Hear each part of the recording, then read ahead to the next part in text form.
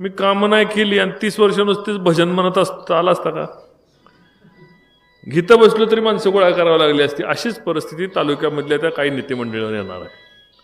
30 वर्ष त्यांनी नुसतं आम्ही किती महान आहे, आमची पोरं किती महान, आमचा भाऊ किती महान, सगळं आमच्या आज्याने केलं, आमच्या पंजाने केलं. अरे तुम्ही कोणीच काय केलं नाही हे सांगा ना. जो सर्वसामान्य कुटुंबात जन्मलेला सागर असेल ते गावात या ठिकाणी काम करू शकतात. मग मोठमोठ्या अनेक संस्थांचे पद या ठिकाणी गावामध्ये आहेत. त्यांनी काय केलं, त्यांच्या कारकिर्दीत काय केलं, असाही प्रश्न या ठिकाणी विचारला जातो. आणि लोकांमध्ये जी चर्चा असते, लोकांना फरक दिसतो. महिलांनाच फरक, या ठिकाणी महिलांची उपस्थिती थोडी कमी आहे, पण महिलांना फरक जाणवताना लाडक्या बहिणीच्या माध्यमातून सरकार काम करते. केंद्र सरकार आज मोफत राशनिंग देते. देवाभाऊ तुम्हाला फुकट 20 शेतकऱ्याला देते ना.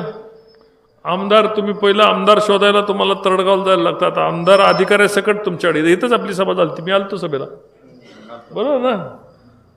जवळपास 2-3 तास चालला होता सगळ्या कात्या कुठं. झालं का नाही काम रेशनिंगचं? झालं ना. मार्चमध्ये इष्टांक आल्यानंतर वाढवल्यानंतर करून देतो. पण लोकांच्या समस्या सुटल्या पाहिजेत यासाठी आमदार.